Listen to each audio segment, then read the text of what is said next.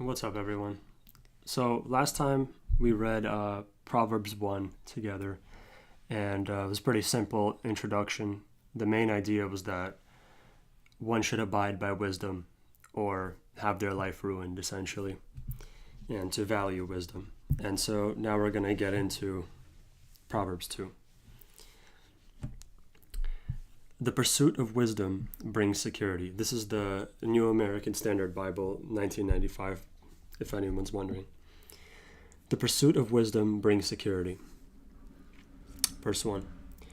My son, if you will receive my words and treasure my commandments within you, make your ear attentive to wisdom, incline your heart to understanding.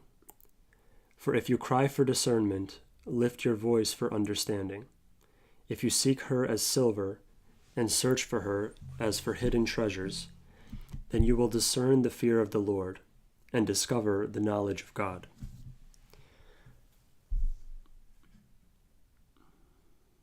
For the Lord gives wisdom. From his mouth come knowledge and understanding. He stores up sound wisdom for the upright. He is a shield to those who walk in integrity, guarding the paths of justice, and he preserves the way of his godly ones. Okay, so here they're tying wisdom to God and the Lord. So wisdom comes from God. And so if you're seeking it out, you need to seek out God, is what I'm getting from this.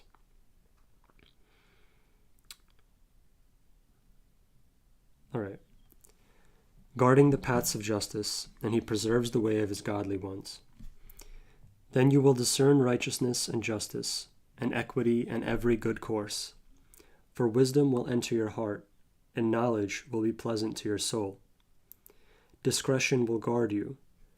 Understanding will watch over you, to deliver you from the way of evil, from the man who speaks perverse things, from those who leave the path of uprightness, to walk in the ways of darkness, who delight in doing evil, and rejoice in the perversity of evil, whose paths are crooked, and who are devious in their ways, to deliver you from the strange woman, from the adulteress who flatters with her words, that leaves the companion of her youth, and forgets the covenant of her God.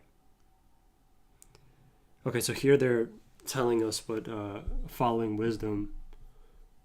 Hold on.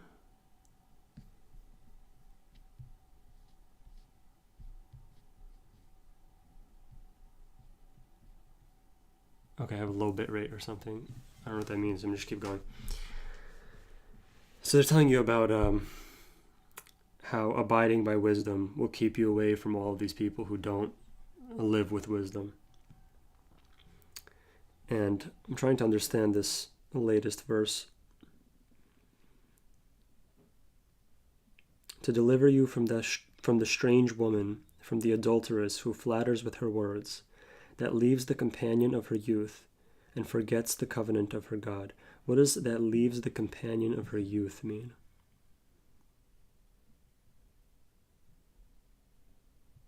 Like she's growing out of her youth? Oh, like her partner of her youth, like the man she met when she was young. And she leaves that man and forgets the covenant of her God. So her covenant to her husband is also her covenant to God, or to the man that she's with as a young woman. That makes sense.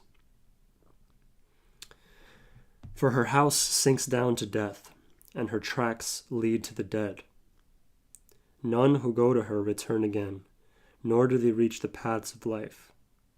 Wow, so it's really putting out a warning against the woman who leaves the companion of her youth, or her partner, and those that follow her are led to death. Her tracks lead to the dead. None who go to her return again, nor do they reach the paths of life. So that's a warning against being with women like that if you want to reach the paths of life. So you will walk in the way of good men and keep to the paths of the righteous. For the upright will live in the land, and the blameless will remain in it. For the upright will live in the land, and the blameless will remain in it.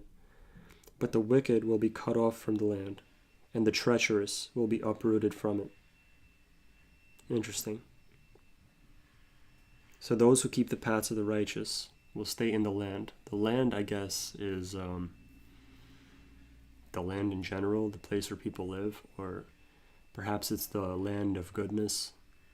So those who are upright will stay in the land of goodness.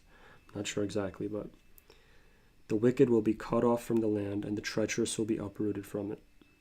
So I guess the idea is those who don't live in wisdom, who live in sin, will be removed from the land. Not sure exactly what that means. Unless it's metaphorical for like the land of good, or perhaps just from a society that is good. All right, that's all for Proverbs 2.